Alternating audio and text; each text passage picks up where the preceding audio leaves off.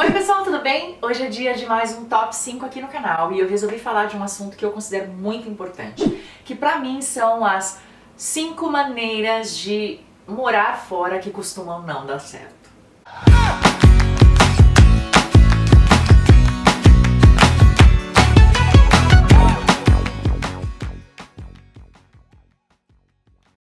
O primeiro erro, e que é muito comum, mas assim, muito comum mesmo, minha caixa de e-mails que eu diga, é o fato da pessoa sair do Brasil para morar em outro país. Ela ainda não tem emprego, mas ela tem uma reserva financeira. Porém, ela não tem uma reserva financeira que realmente caiba nesse tempo que ela decidiu morar fora. Ou seja, ela vai morar, sei lá, ela decidiu morar 3 meses ou 6 meses naquele país até ela encontrar um emprego.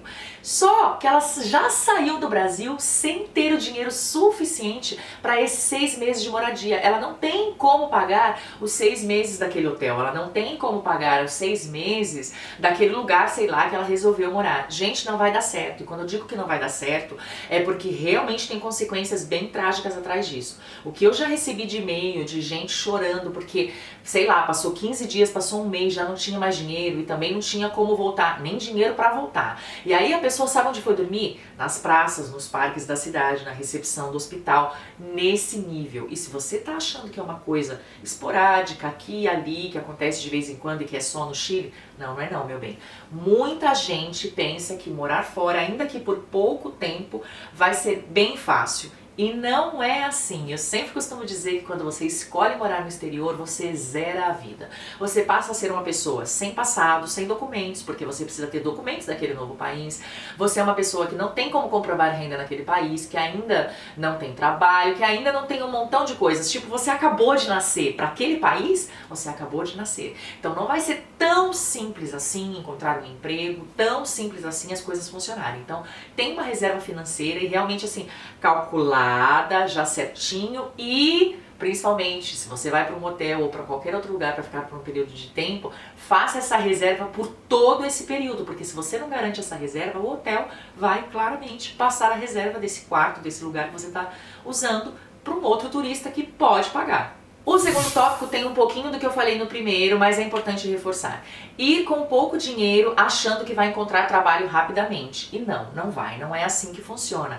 Hoje em dia, gente, tem muito mais pessoas, começa a reparar ao seu redor, muito mais pessoas com a ideia de morar fora ou indo morar fora do que a gente tinha há uns anos atrás. O mundo todo voltou a emigrar. Na Europa, nos Estados Unidos, no Canadá, na Austrália, na Nova Zelândia, na Ásia, na América Latina, no mundo. As pessoas voltaram a emigrar. A competitividade por trabalho no exterior voltou a ser muito intensa. Então não vai ser tão simples encontrar trabalho, até pelas questões que eu falei no tópico anterior, que é esperar sair o visto, esperar ter documentação, esperar um monte de coisas. Então, vá com dinheirinho garantido mesmo enquanto você não encontra trabalho, mas faz sua economia, sabe? Faz a tarefa de casa direitinho, passa uns bons anos economizando, guarda aquele dinheiro mesmo, tenha um foco e sempre pense que você vai gastar mais do que imaginou, porque isso vai te ajudar a ter uma reserva financeira legal.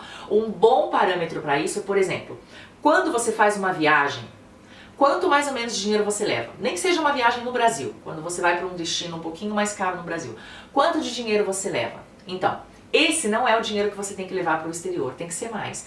Por quê? Porque quando você faz uma viagem para um outro local no Brasil, você está pagando só hospedagem, assim, digamos como o mais caro, só hospedagem para determinados dias. Quando você vai para outro país, você já vai morar, passa mais tempo, você já tem que ter isso. Então, pega, ao invés de ter como referência o dinheiro que você costuma gastar em viagens, pega como referência o dinheiro que você costuma gastar no seu dia a dia. Aluguel, alimentação, enfim, as coisas que você mais usa.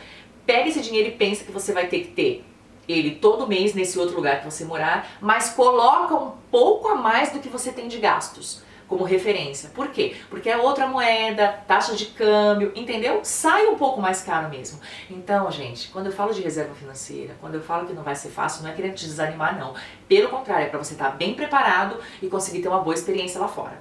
O top 3 da lista é para um tipo de moradia que as pessoas escolhem quando vão morar no exterior, que costuma não dar tanto problema como as duas primeiras, mas também não é 100% garantido, que é a casa do namorado ou da namorada que vive nesse país. Vamos supor que a namorada brasileira veio morar no Chile com o namorado chileno.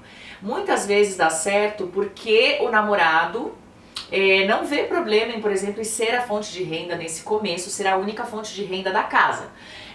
Mas em muitos casais isso é um problema e eu considero até normal. Então, muitas vezes o namoro começa a se prejudicar por conta disso.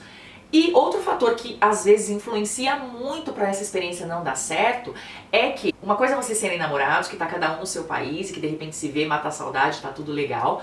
E outra coisa são duas pessoas com dois mundos culturais totalmente distintos, dividindo o mesmo teto. E aí com a questão de que só um trabalha no começo e o outro não, um monte de outras coisas. Então assim, além do país que você tem que se adaptar, você está arranjando mais coisas para dificultar a sua adaptação. Então assim, não estou dizendo que essa opção não vai dar certo. Eu estou dizendo que ela também tem os seus prós e contras e que se você puder não optar por essa opção no início e continuar levando o seu namoro numa boa, mas morando em outro lugar, se você tiver como fazer isso, vai por mim. Pelo tanto de gente que me escreve, pelo tanto de coisa que eu vejo, tem mais chances de dar certo. Quarta opção que as pessoas escolhem e que muitas vezes não dá certo nem no Brasil, o que dirá no exterior, é a casa dos sogros. Isso é bem comum. Muita gente muda de país e no começo aí, até esperar que encontre um trabalho ou condições de alugar uma outra casa, vai para a casa dos sogros. Minha gente, não precisa nem mudar de país para saber que isso costuma não dar certo, né? Então, assim, se der para você evitar, olha, conselho de amiga, evite.